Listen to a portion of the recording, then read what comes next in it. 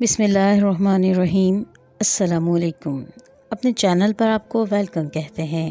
روزانہ ایک نئی سچی کہانی سننے کے لیے اس چینل کو سبسکرائب کر لیجئے، شکریہ۔ آج صبح سے بہت زور سے بارش ہو رہی تھی اور بارش کے موسم میں پکوڑے نہ کھاؤں ایسا نہیں ہو سکتا۔ میں نے اپنی پڑوس میں رہنے والی بیسٹ فرینڈ کو بھی اپنے گھر بلا لیا اور ہم دونوں نے مل کر خوب پارٹی کی اور بہت انجوائے کیا۔ میں نے بہت سارے پکوڑے کھائے اور ساتھ میں کولڈ ڈرنک پی اور تو اور پیزا بھی آرڈر کیا۔ میں کھانے پینے کی بے حد شوقین تھی۔ بچپن ہی سے مجھے سب سے زیادہ کھانا پینا پسند تھا۔ ماں باپ کی اکلوتی اولاد ہونے کی وجہ سے میں جس چیز کی فرمائش کرتی وہ چیز میرے لیے حاضر ہو جاتی، اور باہر کے کھانے کھا کر میں نے اپنے معدے کا بھی برا حال کر رکھا تھا۔ مجھے السر ہو گیا تھا، مگر بارش میں پکوڑے کھانا تو سمجھیں میری سب سے بڑی کمزوری تھی، لہٰذا میں نے خوب ڈٹ کر پکوڑے کھائے۔ اس کی وجہ سے میرے پیٹ میں صبح شدید درد ہونے لگا۔ میں پورے گھر کے چکر کاٹ رہی تھی۔ ایک دن تو میں نے بڑی مشکل سے برداشت کر لیا، لیکن اگلے ہی دن مجھے ڈاکٹر کے پاس جانا پڑا۔ میرے شوہر ترکی میں ایک بہت بڑے بزنس مین تھے۔ وہ بزنس کے سلسلے میں ترکی میں ہی رہتے تھے اور یہاں سب کچھ مجھے ہی دیکھنا پڑتا تھا، لہٰذا ڈاکٹر کے بھی مجھے اکیلے ہی آنا پڑا تھا، اور اسی بات سے مجھے اور تکلیف ہو رہی تھی۔ کوئی تو ہو جو ساتھ میں دلجوئی کرے، مگر میرا تو سارا سسرال بھی گاؤں میں تھا۔ شہیر عالم نے اسلام آباد میں بڑے شوق سے گھر بنوایا تھا۔ وہ کہتے تھے کہ یہاں کے پرسکون ماحول میں رہوں گا، مگر خود تو ترکی چلے گئے، مجھے اکیلا چھوڑ گئے۔ نرس نے میرا نام پکارا تو میں ڈاکٹر کے کلینک کی طرف جانے لگی، جہاں ڈاکٹر انیک الٹرا ساؤنڈ کیا کرتے تھے، اور میری ڈاکٹر کرن ناز کے سب مریضوں کا الٹرا ساؤنڈ وہی کیا کرتے تھے۔ ڈاکٹر کرن کو صرف ڈاکٹر انیک کی رپورٹ پر ہی بھروسہ تھا۔ میں بمشکل چلتی ہوئی اندر آ گئی۔ ڈاکٹر بھی کوئی رپورٹ بنانے میں مصروف تھا۔ انہوں نے مجھے بیڈ پر لیٹنے کا اشارہ کیا اور خود اپنا کام مکمل کرنے لگے۔ میں نے پردہ سرکایا اور پھر سے برابر کر دیا اور خود بیڈ پر لیٹ گئی۔ وہاں مریض کے لیے چادر رکھی گئی تھی، میں نے چادر اپنے اوپر ڈال لی۔ 5 منٹ بعد ڈاکٹر کی آواز آئی، میں آ جاؤں۔ انہوں نے مہذب انداز میں پردے کے پیچھے سے سوال کیا۔ جی آ جائیں ڈاکٹر، میں نے آہستہ سے جواب دیا۔ ڈاکٹر نے آتے ہی مشین آن کی اور کچھ سیٹنگز کرنے کے بعد میری طرف متوجہ ہوئے اور الٹرا ساؤنڈ کرنے کے ساتھ ساتھ سوالات بھی کرتے گئے، لیکن میں نے دیکھا اچانک ان کے چہرے کی رنگت کچھ عجیب سی ہو گئی تھی۔ وہ میرے سوال کے جواب میں صرف ہاں ہوں کہتے جا رہے تھے۔ ان کے چہرے پر جو تشویش کے آثار تھے، میں تو کافی ڈر گئی۔ کیا ہوا؟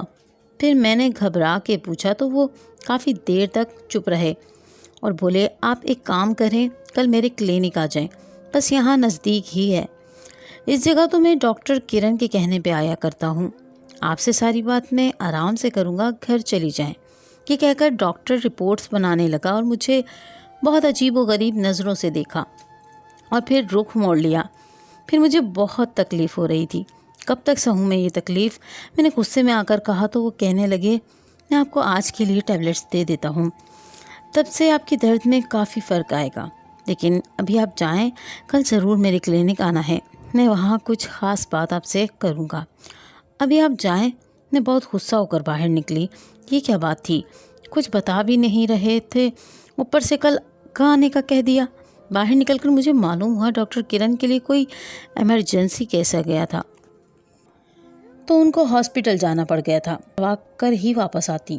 ایسے اکثر ہوا کرتا تھا، ان کو جانا پڑ جاتا تھا، لیکن آج تو میں بالکل انتظار نہیں کر سکتی تھی۔ میں نے اس کو کہا کہ میرا درد سے برا حال ہے، پلیز مجھے کوئی دوا ہی دے دو، تو انہوں نے ڈاکٹر سے فون پر رابطہ کیا اور فی الحال کے لیے چند میڈیسنز دے دیں، اور میں نے فارمیسی میں ہی پانی کی بوتل لے کر وہ گولیاں نکل لیں، کچھ تو فرق پڑے گا۔ پھر واپس آ کر میں بہت روئی۔ یہ بھی کیا زندگی ہے، اکیلے جیو اکیلے مرو، ہر درد تکلیف پریشانی اکیلے برداشت کرو۔ شوہر تو باہر بیٹھا بس نوٹ چھاپنے میں لگا تھا اور میں یہاں یہ سب برداشت کر رہی تھی۔ کچھ دیر میں شہیر عالم کی کال آئی تو میں نے سارا غصہ انہیں پر نکال دیا۔ وہ کافی دیر تک مجھے سمجھاتے رہے، بہلاتے رہے، مگر میرا دل بھر آیا تھا۔ میں نے فون کاٹ دیا تھا اور پھر دوا نے بھی اثر کیا تھا، جو درد بھی کم ہوتے ہوتے ختم ہو گیا۔ مجھے ٹینشن کھا رہی تھی کہ آخر ڈاکٹر انیک نے مجھ سے کیا بات کرنی ہے۔ सुबह मुझे डॉक्टर अनीक की क्लिनिक जाना था। उन्हीं सोचों में मुझे नींद आ गई। सुबह उठी तो मेरा मूड बहुत फ्रेश हो रहा था। मुझे लग रहा था कि मुझे आराम की टैबलेट भी दी थी डॉक्टर ने। तभी तो मैं सुकून से सो रही थी और दर्द भी कम था, मगर फिर भी हो रहा था। मैंने मुलाजमा से नाश्ते का पूछा तो वो जल्दी से मेरा मनपसंद नाश्ता बना लाई। मुझे भूख भी लगी हुई थी, लेकिन दर्द फिर से ना बढ़ जाए इसलिए मैंने बहुत एहतियात से और कम खाया और फिर डॉक्टर के क्लिनिक के लिए निकल पड़ी। रास्ते में हमारी गाड़ी का एक्सीडेंट हो गया तो हॉस्पिटल तक पहुंचने में मुझे थोड़ी देर लग गई। गाड़ी को काफ़ी नुकसान हुआ था, लेकिन अल्हम्दुलिल्लाह मैं ठीक थी, ड्राइवर भी ठीक था। मैंने ड्राइवर को कहा कि आप गाड़ी को सही करवा कर घर ले जाएं और ख़ुद रक्शे में डॉक्टर के पास चली गई। कुछ ही देर में वहाँ पहुँच चुकी थी। मैं डॉक्टर ने मुझे अंदर बुलवाया और बैठने को कहा, कहकर दरवाजे को बंद कर दिया।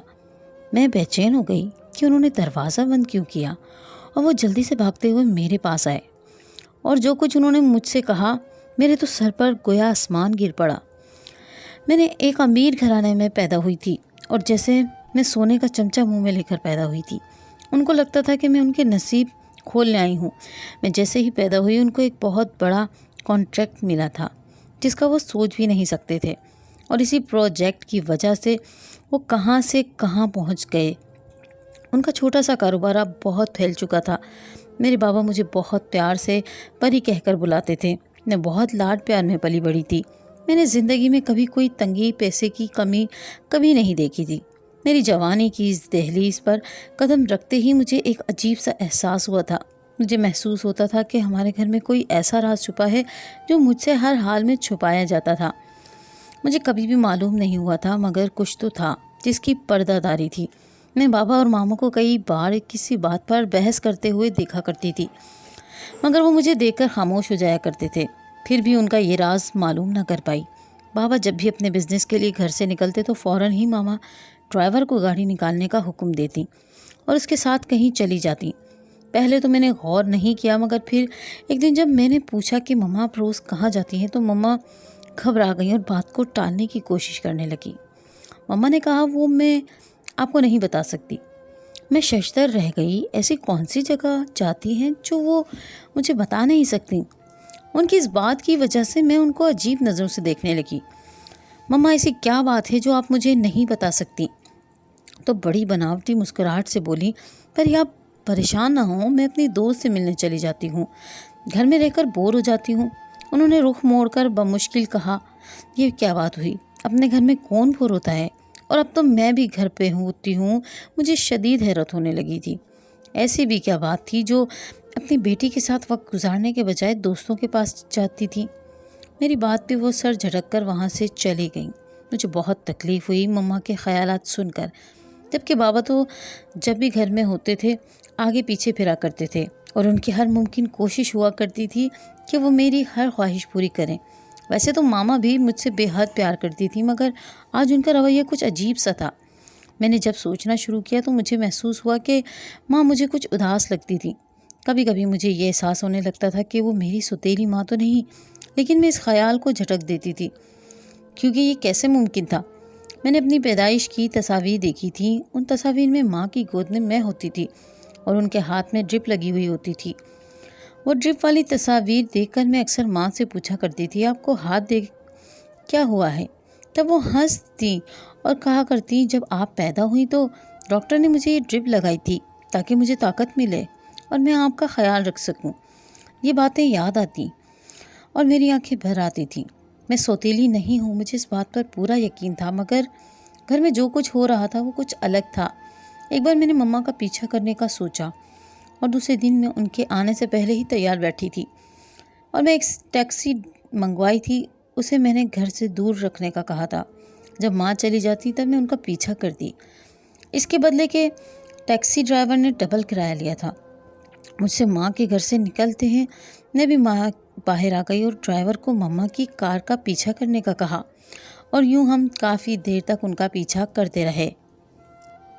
मामा पहले तो एक रेस्टोरेंट में गई और वहाँ से ढेरों बॉक्स अपनी कार की डिग्गी में रखवाए जिनमें शायद खाने का सामान था, और फिर वो एक गिफ्ट शॉप में गई जहाँ से उन्होंने बच्चों के लिए बलून वगैरह ख़रीदे। بہت سارے پھول خریدے، فروٹ خریدے۔ اس کے بعد ڈرائیور نے ایک بندے کے ساتھ وہ کھانے پینے کے سامان نکلوایا تھا، مگر کچھ پھول اور پھل وغیرہ مما اپنے ہاتھ میں لے کر اندر گئی تھی، اور تقریباً 2 گھنٹے بعد مما باہر نکلی تھی۔ جاتے وقت وہ جتنی خوش لگ رہی تھی، واپسی میں ان کا چہرہ اداس تھا۔ وہ گاڑی میں بیٹھ کر روانہ ہوئی۔ اب میں نے جلدی سے ٹیکسی ڈرائیور کو واپسی چلنے کا کہا، اور میرے جلدی کرنے سے وہ کافی جلدی ہی مجھے گھر لے آیا۔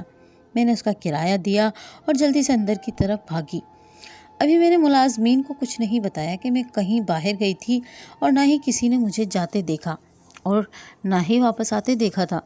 چوکیدار نے بھی کوئی سوال نہ کیا تھا، اور ماما کی بھی یہ عادت تھی کہ وہ ملازمین سے پوچھ تاچھ کرتی۔ زیادہ ہی جلدی واپس گھر آ گئی تھی۔ میں بہت پچھتا رہی تھی کہ میں اتنی جلدی کیوں وہاں سے واپس آ گئی، کیونکہ میری ماں میرے گھر آنے کی کئی گھنٹے بعد واپس آتی تھی۔ جب میری ماں آئی تو میں نے میری مما کی طرف غور سے دیکھا، جو کافی تھکی ہوئی لگ رہی تھی۔ مجھے بہت افسوس ہوا۔ میں نے ان کو گلے سے لگایا تو وہ میری اچانک حرکت پہ ہنسنے لگی۔ پگلی کیا کر رہی ہو؟ اپنی پیاری سی مما سے پیار کر رہی ہوں۔ تو انہوں نے میرا سر چوم لیا۔ ندامت ہونے لگی تھی کہ میں نے اپنی ماں کو غلط سمجھا۔ وہ تو نیک کام کے لیے جایا کرتی تھی، اور شاید اس لیے مجھے بتاتی نہیں تھی کہ ان کی زندگی برباد نہ ہو جائے۔ اس دن کے بعد میں نے ان پر نظر رکھنا چھوڑ دیا۔ ویسے بھی میری یونیورسٹی میں پریکٹیکل ہونے والا تھا۔ میں اپنی تعلیم کے لیے بہت سنجیدہ تھی۔ اب میں نے آگے کی زندگی پر دھیان دینا شروع کیا تھا، لیکن پھر ایک رات مجھے سخت بھوک لگی۔ حالانکہ 2 گھنٹے پہلے ہی میں پیٹ بھر کر کھانا کھا کر سو رہی تھی، لیکن مجھے بھوک بہت زیادہ لگتی تھی، تو میں اپنے پیٹ کی آگ بجھانے کے لیے کچن کی طرف جانے لگی۔ مجھے بابا کے کمرے سے باتوں کی آواز آنے لگی۔ وہ باتوں کی نہیں، ہمیشہ کی طرح بحث کی آوازیں تھیں۔ میں تجسس میں آ گئی تھی، مگر یہ میرے والدین کا مسئلہ تھا، اور مجھے یہ بات ہر حال میں یہ بات پتہ کرنی تھی، کیونکہ وہ ہر وقت ایسے ہی لڑا کرتے تھے۔ آخر ایسی کیا بات ہے جو ان کو سکون سے رہنے نہیں دیتی تھی؟ میں نے چپکے سے کھڑکی میں سے مما کو بابا سے الجھتے ہوئے دیکھا تھا، اور بابا مسلسل نہ میں گردن ہلائے جا رہے تھے۔ یہ ناممکن ہے مریم، میں کئی بار تمہیں منع کر چکا ہوں، اب تم بھی یہ بحث کرنا بند کر دو۔ غصے میں آ گئے تھے۔ مما رونے لگ گئی تھی۔ آخر کیوں کرتے ہیں آپ یہ سب؟ کیا میرا حق کوئی نہیں اس گھر پر؟ مما بھی چلانے لگی۔ مجھ سے برداشت نہ ہوا، میں اندر چلی گئی۔ بنا سوچے سمجھے مجھے دیکھ کر دونوں کا ہکا بکا رہ گئے۔ امی نے جلدی سے رخ موڑ کر آنسو پہنچے اور واش روم کی طرف جانے لگی، جبکہ بابا میری طرف آنے لگے۔ تری بیٹا آپ اس وقت یہاں؟ بابا کافی بوکھلائے لگے تھے، اور میرے شانوں پہ ہاتھ رکھ کر مجھے صوفے پر بٹھایا۔ یہ سب کیا ہو رہا تھا بابا؟ آپ لوگ کیوں اس طرح لڑتے رہتے ہیں؟ آج میں بھی یہ سب جان لینا چاہتی تھی۔ کچھ نہیں گڑیا، ایسی کوئی بات نہیں، بس آپ مما کی طبیعت کچھ ٹھیک نہیں ہے۔ میں ان کو یہی سمجھا رہا تھا کہ ڈاکٹر کے پاس چلتے ہیں، مگر وہ نہیں مان رہی۔ اب دیکھو نا، اس بات پر مجھے غصہ تو آئے گا نا۔ وہ مجھے بہلانے لگے۔ بابا کیوں جھوٹ بول رہے ہیں؟ میں نے ان کے ہاتھ پر اپنا ہاتھ رکھا تو وہ نظریں چرانے لگے۔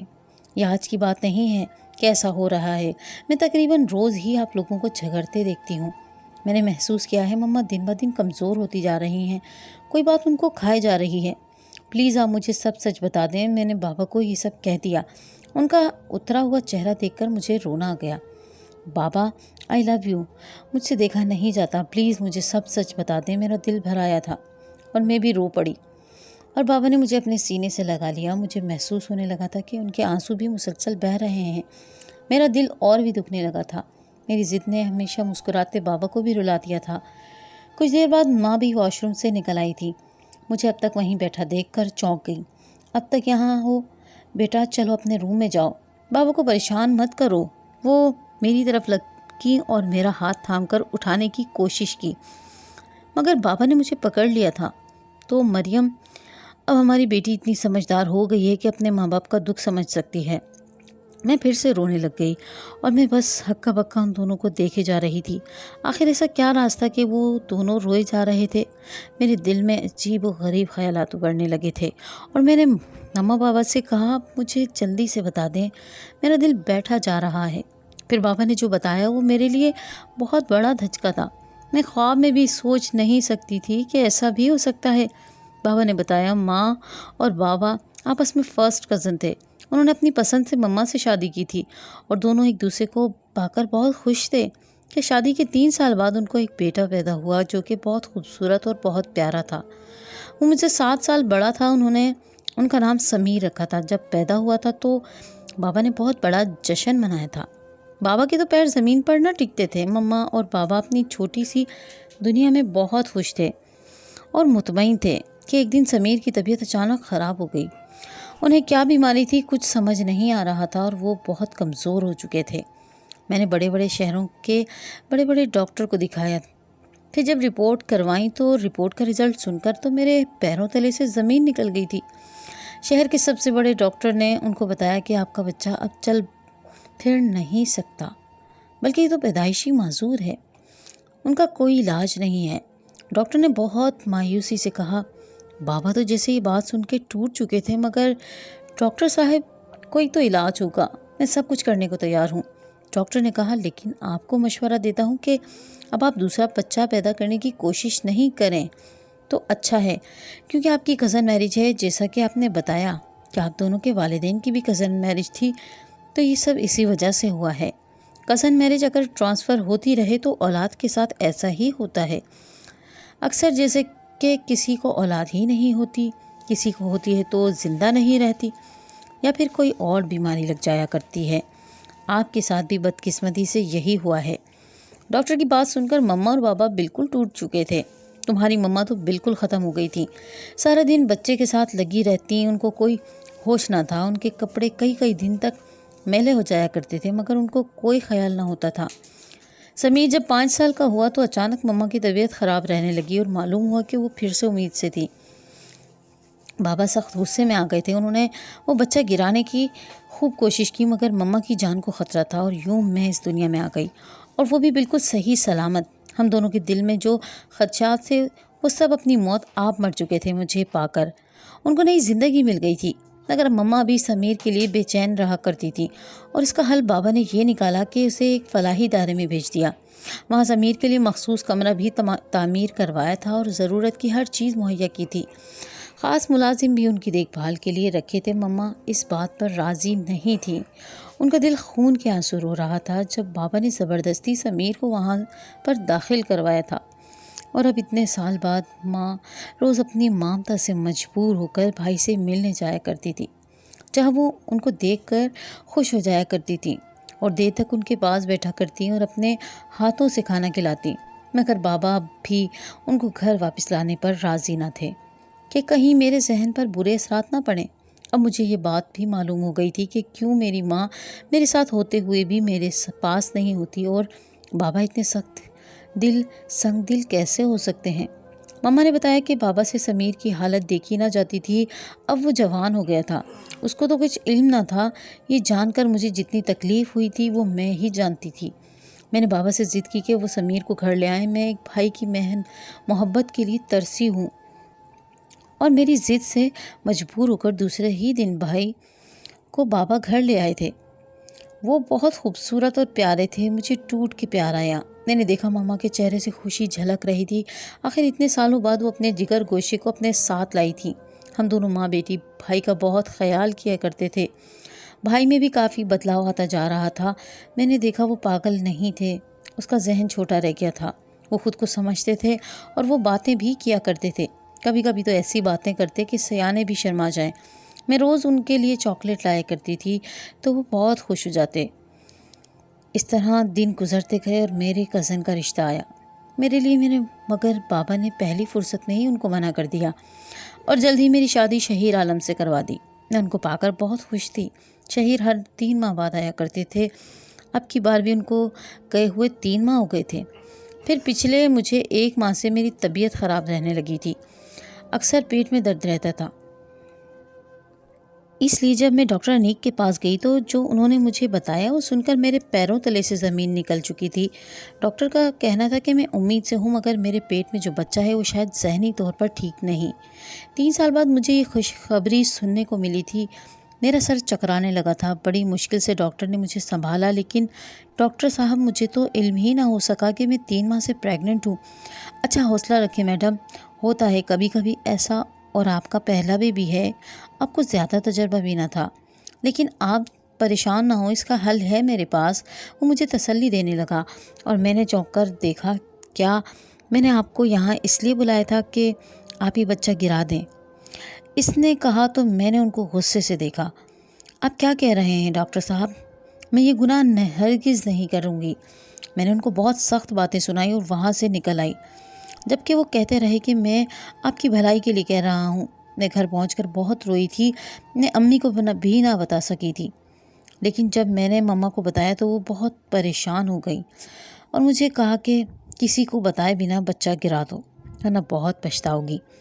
میں نے مما سے کہا، کیا آپ مجھے قتل کر سکتی ہیں؟ میں نے پوچھا تو وہ پریشان ہو کر کہنے لگی، یہ کیسی باتیں کر رہی ہو؟ کوئی ماں اپنی اولاد کو کیسے قتل کر سکتی ہے؟ تب وہ اچانک خاموش ہو گئی۔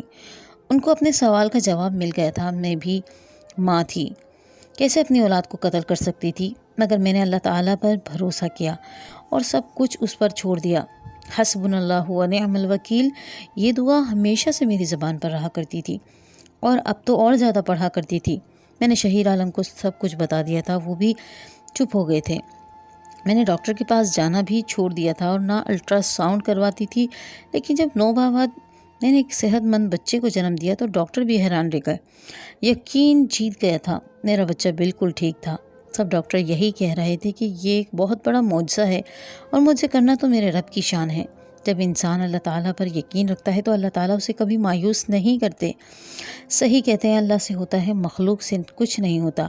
اگر میں اس بچے کو ضائع کر دیتی تو پتہ نہیں اللہ ناراض ہو کر آگے مجھے اولاد دیتے بھی یا نہیں دیتے۔ اور مجھے یہ بھی لگتا ہے کہ یہ میرے معذور بھائی کی خدمت اور دعاؤں کا نتیجہ ہے، کیونکہ میں اپنے معذور بھائی کی بے انتہا خدمت کرتی تھی اور اس سے محبت کرتی تھی اور بدلے میں وہ مجھے ہاتھ اٹھا کر دعائیں دیتا تھا۔